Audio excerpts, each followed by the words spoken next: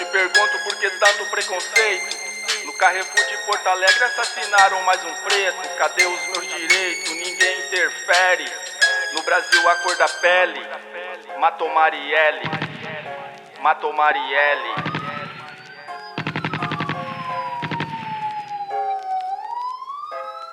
Sem peso na consciência, polícia truculenta. Quando vê um negro ou matou arrebenta. Você pode crer, não vai pagar pra ver. PM sanguinário vai te fazer sofrer, mesmo sem tu merecer. Tu vai levar sacode, cacetete na cabeça, até miolo explode. Pare de bobeira, PM com palavras grosseiras. Desmaia um negro na cidade de...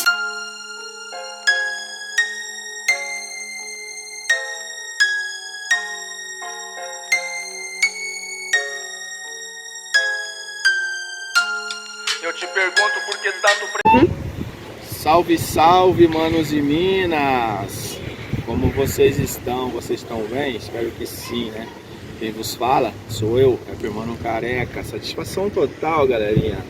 Lembrando então que você que não é inscrito aí no meu canal, pode se inscrever, pode deixar teu like, pode assinar, pode ativar o sininho, né?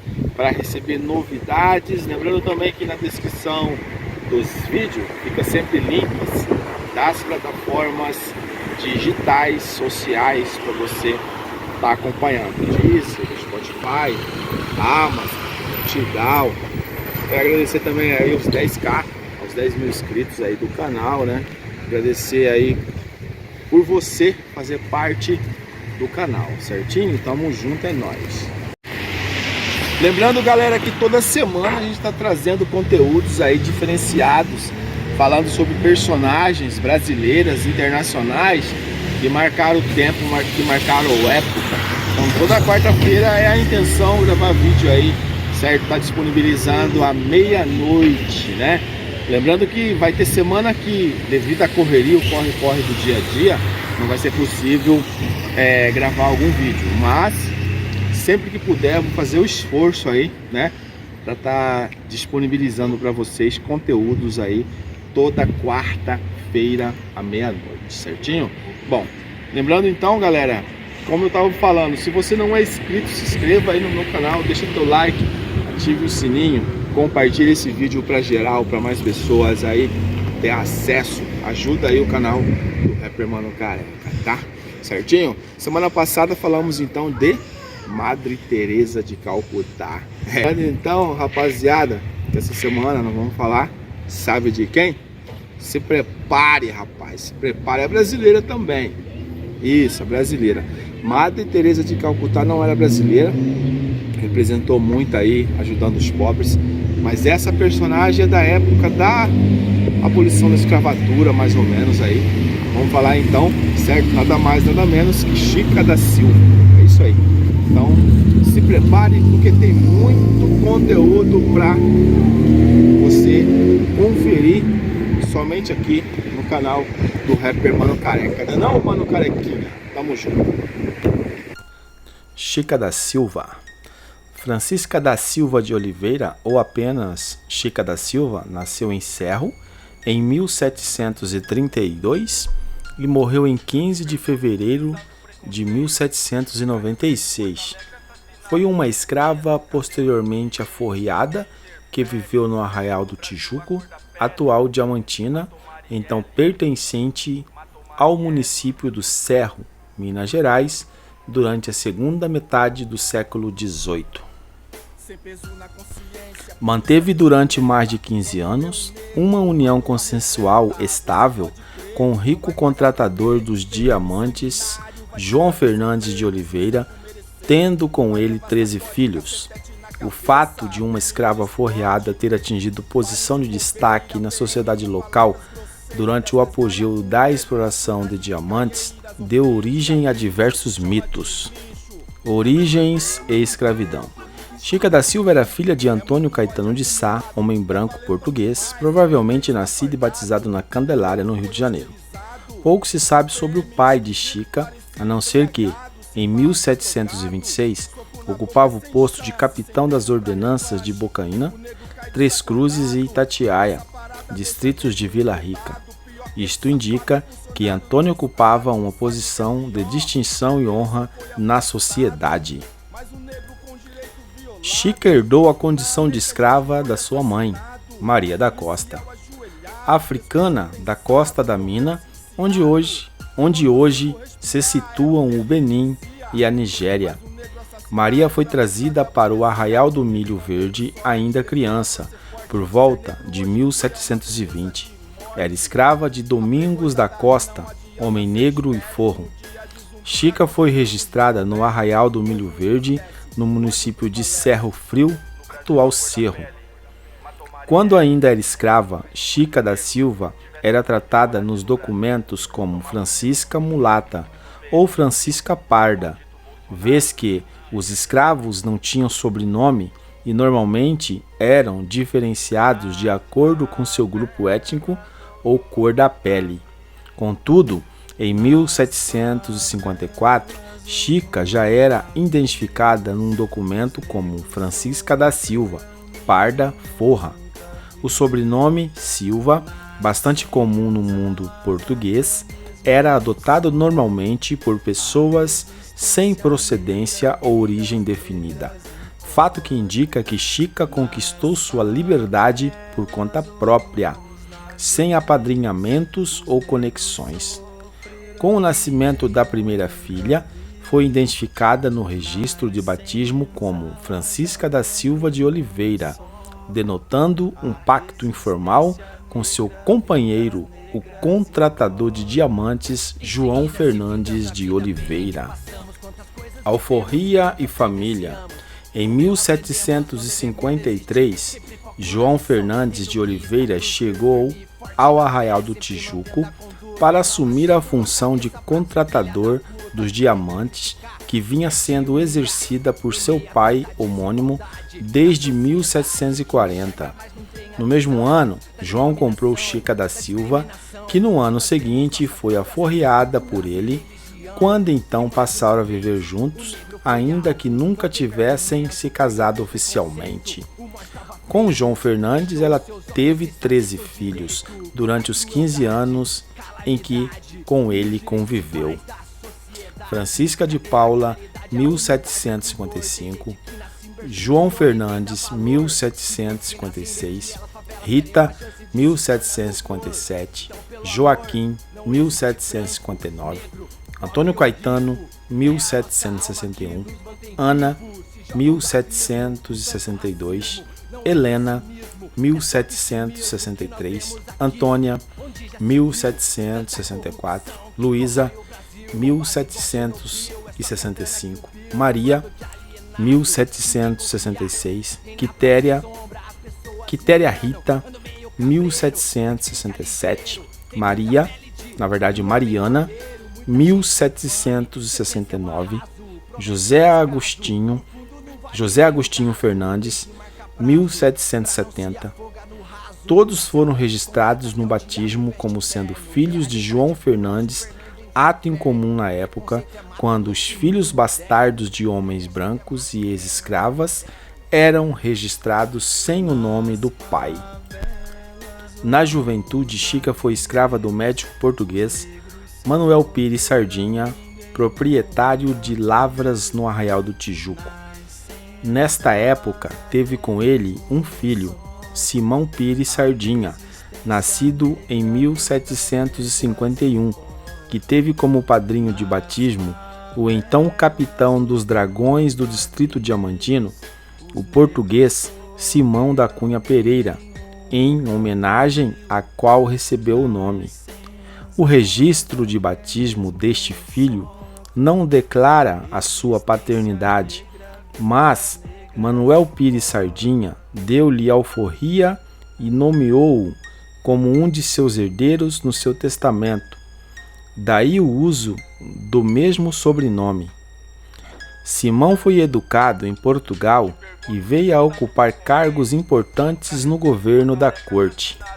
Entre 1755 e 1770, João Fernandes e Chica da Silva habitaram a edificação existente no que hoje é a Praça Lobo de Mesquita, no número 266, em Diamantina. A união consensual estável de João Fernandes e Chica da Silva não foi um caso isolado na sociedade colonial brasileira de envolvimento de homens brancos com escravas. Distinguiu-se por ter sido pública, intensa e duradoura, além de envolver um dos homens mais ricos da região durante o apogeu econômico. Chica da Silva ficou no Arraial do Tijuco com as filhas e a posse das propriedades deixadas pelo ex-companheiro, o que lhe garantiu uma vida confortável. Suas filhas receberam a melhor educação que se dava às moças da aristocracia local naquela época, sendo enviadas para o recolhimento de Macaúbas em Santa Luzia, onde aprenderam a fazer tricô, foram letradas e receberam instrução musical. Dali, só saíram em idade de se casar, embora algumas tenham seguido a vida religiosa. Mesmo tendo se unido a João Fernandes em concubinato, Chica da Silva alcançou prestígio na sociedade local e usufruiu das regalias privativas das senhoras brancas. Na época, todas as pessoas se associavam a irmandades religiosas de acordo com a sua posição social. Chica da Silva pertencia às Irmandades de São Francisco e do Carmo, que eram exclusivas de brancos, mas também às Irmandades das Mercês, composta por mulatos, e do Rosário, reservada aos negros. Portanto, Chica da Silva tinha renda para realizar doações a 4 irmandades diferentes. Era aceita como parte da elite local, composta quase que exclusivamente por brancos, mas também mantinha laços sociais com mulatos e negros por meio de suas irmandades. Apesar disto, como era costume da época, logo que foi aforreada, Chica passou a ser dona de vários escravos. Segundo documentação analisada pela historiadora Júnia Ferreira Furtado, durante sua vida, Chica da Silva chegou a ser dona de pelo menos 104 escravos negros, como sua mãe, ou mulatos como ela. Essa quantidade de escravos era muito mais elevada que a média em Minas Gerais daquela época. Chica da Silva vivia basicamente da exploração econômica dos seus escravos, que eram alugados e empregados nas minas, além de vários outros que trabalhavam na pecuária e agricultura ou eram escravos de ganho. Não existe nenhuma evidência documental de que Chica tenha concedido liberdade a seus escravos, a não ser para algumas escravas domésticas que com ela viviam. Os companheiros separaram-se em 1770, quando João Fernandes precisou retornar a Portugal para receber os bens deixados em testamento pelo pai. Ao partir, ele levou consigo os seus 4 filhos homens. Em Portugal, os filhos homens de Chica da Silva receberam educação superior, ocuparam postos importantes na administração do reino e até receberam títulos de nobreza. Chica da Silva faleceu em 1796. Como era de costume na época, ela tinha o direito de ser sepultada dentro da igreja de qualquer uma das 4 irmandades a que pertencia. Foi sepultada dentro da igreja de São Francisco de Assis, pertencente à mais importante irmandade local, um privilégio quase que exclusivo dos brancos ricos, o que demonstra que mantinha a condição social mais alta mesmo vários anos após a partida de João Fernandes para Portugal. Descendência. Ao longo de sua vida, Chica da Silva teve 14 filhos. O primogênito, Simão Pires Sardinha, era filho de seu antigo proprietário, Manuel Pires Sardinha, e os outros 13 do seu companheiro, João Fernandes de Oliveira. Chica e João Fernandes procuraram dar a melhor educação possível para seus filhos, de forma a garantir a sua inserção na sociedade. Os filhos homens se mudaram para Portugal junto com o pai em 1770 e todos lograram sucesso profissional. João Fernandes de Oliveira, Grijó, o primogênito masculino, tornou-se o principal herdeiro do pai, porém a cor escura que herdara da mãe representou um problema para encontrar uma esposa, tanto que casou aos 28 anos com uma portuguesa humilde, filha de lavradores. José Agostinho recebeu a patente de capitão de milícias no Tejuco. Simão Pires Sardinha, que teve uma participação não esclarecida na Inconfidência Mineira, tornou-se nobre e amigo do príncipe regente Dom João VI. As filhas ficaram em Minas Gerais sob os cuidados de Chica, tendo sido mandadas para o recolhimento de Macaúbas, onde as filhas da elite mineira eram recolhidas. Chica preocupou-se em garantir bons casamentos para suas filhas, pois, na época, o matrimônio ou o recolhimento religioso configuravam as duas únicas alternativas para as mulheres ditas honradas. Apesar de serem mulatas, muitas das filhas de Chica casaram com homens portugueses, denotando que a herança que receberam do pai lhes garantia um dote razoável, capaz de garantir casamento com consorte de melhor condição. Segundo a historiadora Júnia Ferreira Furtado, o que se depreende da história dos descendentes de Chica é a dualidade da inserção social dos descendentes de libertos na sociedade mineradora. Se por um lado, a fortuna que herdaram e a importância social do pai e dos ascendentes paternos foram elementos facilitadores, a origem negra e escrava da mãe constituíam empecilhos. Enquanto algumas das filhas de Chica casaram na igreja com homens portugueses, outras tiveram filhos naturais, outras nunca legitimaram suas uniões ou só encontraram refúgio no recolhimento religioso. Já os filhos, embora todos tenham ascendido socialmente, tiveram maiores dificuldades em se notabilizar. Eles frequentemente tiveram que esconder ou camuflar a origem negra e escrava do lado materno nos processos de investigação familiar, pois naquela época o mulatismo era impedimento para ocupar cargos de prestígio. E por fim, a trajetória da família de Chica revela uma tentativa de branqueamento, pois, na sociedade preconceituosa do Brasil colonial, era uma forma de aumentar as chances de ascensão social, vez que havia fortes mecanismos de exclusão com base na cor, raça e na condição de nascimento do indivíduo. O mito. Após a sua morte, Chica da Silva tornou-se desconhecida do grande público.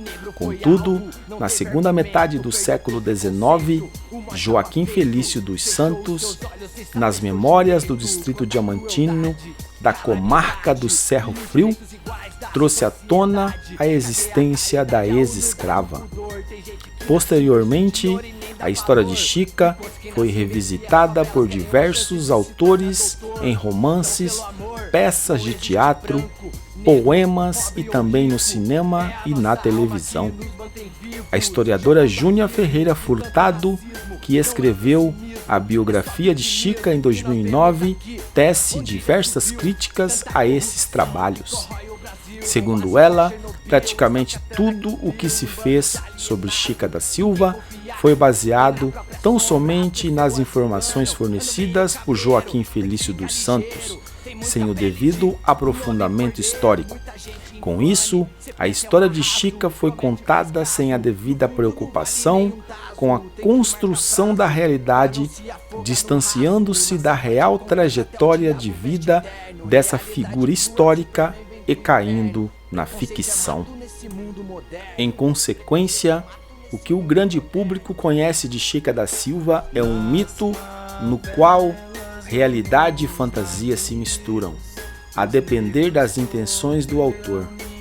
Júnior Ferreira Furtado faz uma crítica especial à telenovela Chica da Silva, responsável pela massificação do mito, asseverando que os limites do erótico e do mau gosto foram ultrapassados, sem nenhum compromisso com a realidade do século XVIII, que tem sido revelada na sua multiplicidade e complexidade pela pesquisa histórica. Exumação e documentário.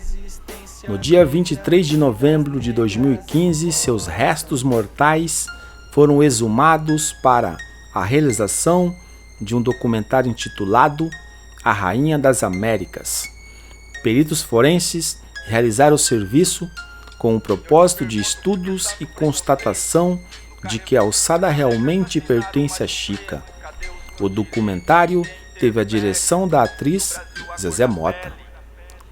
Enviada para o Arizona State University para análise, a ossada de Chica da Silva foi usada por 2 pesquisadores norte-americanos como se eles fossem os autores da pesquisa original. Contratados para reconstituir o rosto de Chica, extraíram sem autorização amostras de DNA de seu fêmur. A ossada só foi recuperada em 5 de maio de 2017, após disputa judicial, chegando a envolver o IPHAN, a Interpol e o Consulado do Brasil nos Estados Unidos. Alforria e luxo. Com 22 anos, Chica da Silva foi comprada pelo rico desembargador João Fernandes de Oliveira, contratador de diamantes, e chegou ao Arraial do Tijuco em 1753. Depois de aforriada, passou a viver com o contratador, mesmo sem matrimônio oficial. Chica da Silva passou a ser chamada oficialmente Francisca da Silva de Oliveira. O casal teve 13 filhos e todos receberam o sobrenome do pai e boa educação. Chica da Silva, mulata, frívola, prepotente, impôs-se de tal forma que o rico português atendia a todos os seus caprichos. O maior deles, como não conhecia o mar, pediu ao marido para construir um açude onde lançou um navio com velas, mastros, igual às grandes embarcações. Chica da Silva vivia em uma magnífica casa construída nas encostas da Serra de São Francisco, onde promovia bailes e representações. Era dona de vários escravos que cuidavam das tarefas domésticas de sua casa. Só ia à igreja ricamente vestida e coberta de joias, seguida por 12 acompanhantes. Consta que muitas pessoas se curvavam à sua passagem e lhe beijavam as mãos. Chica da Silva convivia com a elite branca local. Em seu testamento, doou parte de seus bens às irmandades religiosas do Carmo e de São Francisco, que eram exclusivas de brancos, e a das Mercês, exclusiva dos mestiços, e a do Rosário dos Pretos, que eram reservadas aos negros. Como era comum naquela época, Chica da Silva foi o fruto de um abuso sexual. No período em que a escravidão existia no Brasil, era bastante comum que escravas fossem abusadas sexualmente por seus senhores. A escritora Ana Miranda alega que, como consequência disso, as escravas que ficavam grávidas frequentemente abortavam seus filhos ou então recorriam ao infanticídio por não quererem que seus filhos fossem escravizados. Manuel Pires abusou de Chica da Silva, ato que causou a gravidez dela e meses depois, o nascimento de Simão Pires Sardinha. Filho de Chica, não teve o nome do pai em seu registro, mas acabou herdando parte dos bens dele e alguns historiadores afirmam que ele assumiu cargos importantes. Versões de Chica da Silva. Enquanto uma mulher negra que enriqueceu e ascendeu socialmente, Chica da Silva incomodou muito. Ao longo do século XVIII e XIX, diferentes versões sobre essa mulher surgiram e muitas delas contribuíram para fortalecer preconceitos e visões estereotipadas a respeito dela. O primeiro relato a respeito dela é de autoria de um advogado chamado Joaquim Felício dos Santos. Esse advogado publicou em 1868 um livro chamado Memórias do Distrito Diamantino, que trata da história política de Diamantina e, em certo momento, aborda a história de Chica da Silva. A historiadora Kelly Cristina Benjamin Viana conta que o autor desse livro reconstruiu a história de Chica por meio de depoimentos, informações em autos processuais e da sua própria opinião. O resultado foi que Joaquim Felício criou uma imagem preconceituosa e cheia de estereótipos de Chica que perdurou durante muitos anos e que influenciou outras obras. A partir desse relato, começou a se consolidar a imagem de Chica da Silva como cruel e sua figura foi extremamente sexualizada. O advogado ainda não escondia o seu preconceito por não entender como uma mulher negra teria conseguido ascender socialmente e justificava isso sob a alegação de que Chica não tinha graça, beleza, espírito e nem educação. A imagem de mulher cruel que foi construída afirmava que Chica perseguia todos aqueles que poderiam colocar em risco sua relação com o contratador. Já a imagem de lasciva a apresentava como uma mulher que usava o sexo como um meio de conseguir tudo o que queria. Estudos recentes, conduzidos por historiadores, desmitificaram essas visões. Chica da Silva foi uma mulher convencional da época que procurou integrar-se socialmente por meio de sua riqueza e de seu envolvimento com a igreja. Por ter ficado grávida 13 vezes em um período de 17 anos, a imagem de Chica como lasciva não é aceita pelos historiadores que levantam que ela provavelmente tenha sido uma mãe dedicada. Outro mito bastante comum é aquele que apresenta Chica como símbolo do mito da democracia racial do Brasil. Isso, no entanto, é um grande não é verdade. Primeiro porque a Chica foi o caso de uma mulher negra que conseguiu ascender socialmente, mas enquanto ela ascendia, outras milhões de mulheres negras continuaram sendo escravizadas. Além disso, mesmo bem integrada socialmente, a história de Chica mostra que ela teve muitos desafios. A quantidade de preconceitos que ela suscitou já é um indicativo disso, e Chica, apesar de rica, ainda assim sofreu restrições na sua vida. Fruto de uma sociedade que a aceitava pelo seu dinheiro, mas que impunha limites para essa aceitação. Chica da Silva foi representada em inúmeros outros relatos escritos ao longo do século XIX e XX, chegando inclusive a se tornar personagem de uma novela de televisão e de uma produção cinematográfica. Essas produções contribuíram para estereotipar mais ainda a figura de Chica da Silva, e isso tem sido combatido por estudos conduzidos pelos historiadores. Minas Gerais havia surgido numa corrida do ouro e pedras preciosas, menos de 4 décadas antes dela nascer. O Brasil colonial era visto como uma terra hostil pelos portugueses, quente demais e civilizado de menos. As mulheres não estavam lá por opção. Negras, escravas ou forras que não seriam aceitas em Portugal. Daí as frequentes relações entre elas e os portugueses.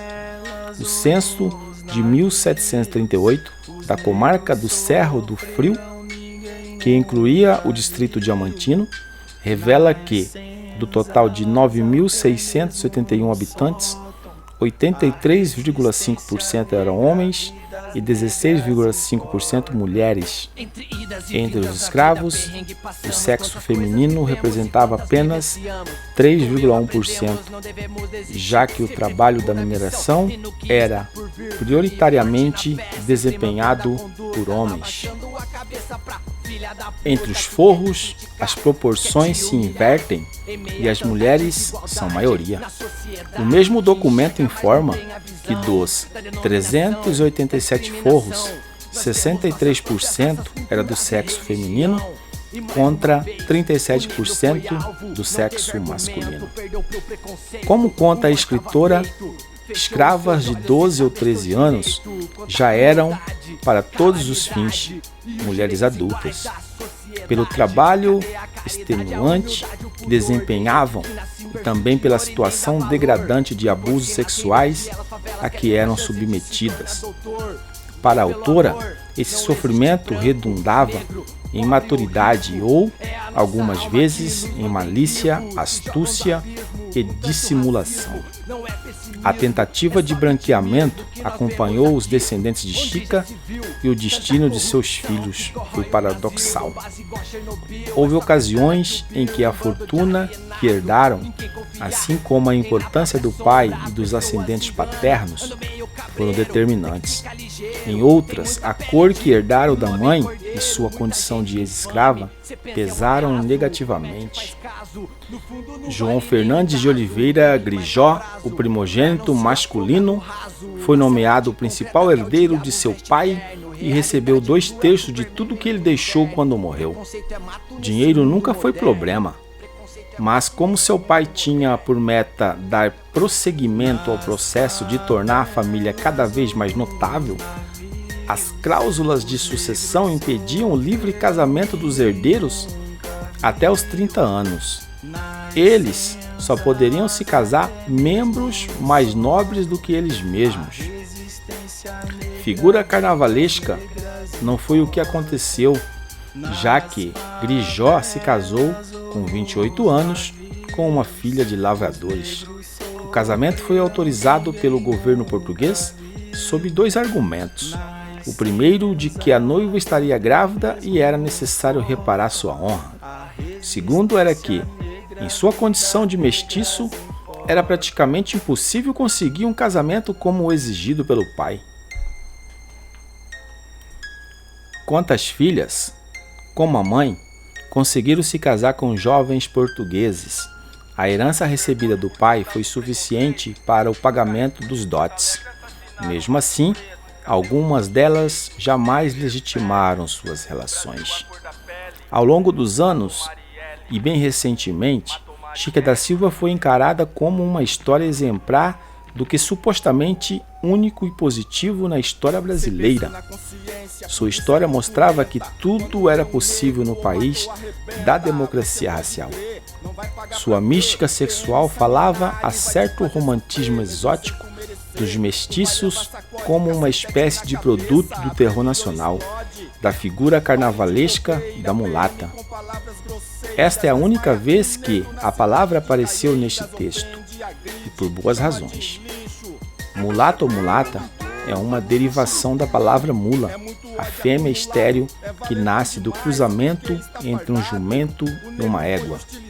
Os registros etimológicos mostram que foi durante o período da escravidão no Brasil que o termo começou a ser usado para se referir aos filhos de negros com brancos, pessoas vistas naquela época como uma categoria à parte, como híbridos. Ao longo da história brasileira, isso servia como uma distinção racista, afirmar que alguém era menos que preto, abrindo portas de inclusão social. No caso das mulheres, essa distinção também levou a certo fetiche, celebrado em verso e prosa, de que haveria uma capacidade sexual superior na mestiça, tornada às vezes descaradamente um produto regional atrativo turístico do Brasil.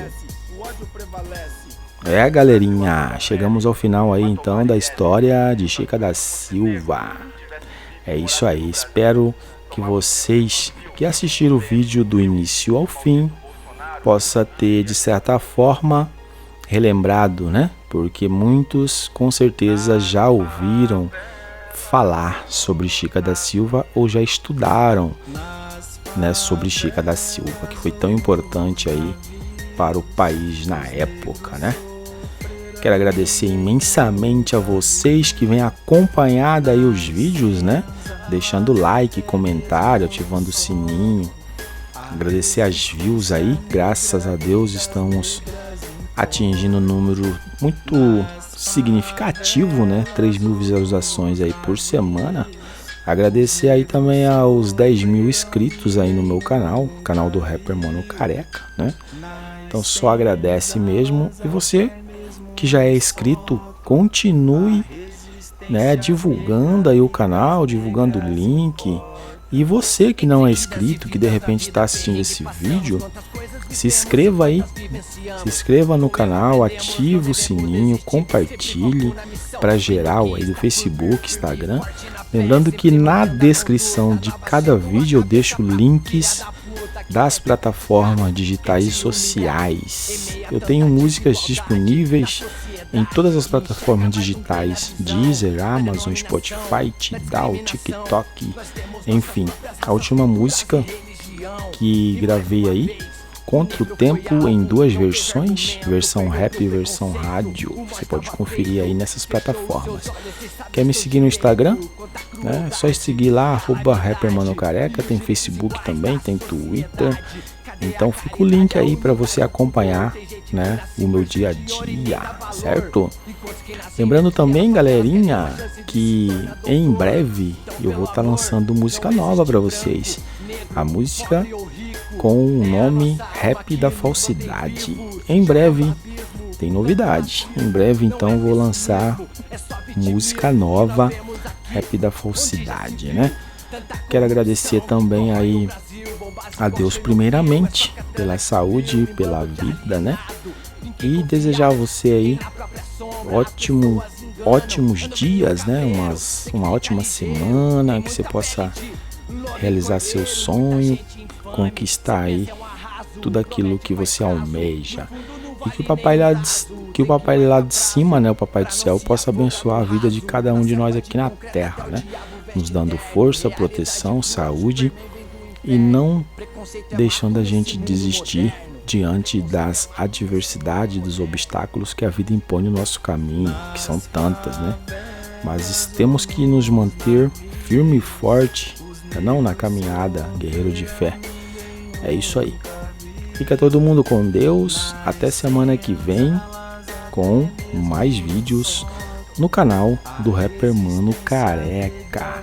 Galerinha, forte abraço. Fui!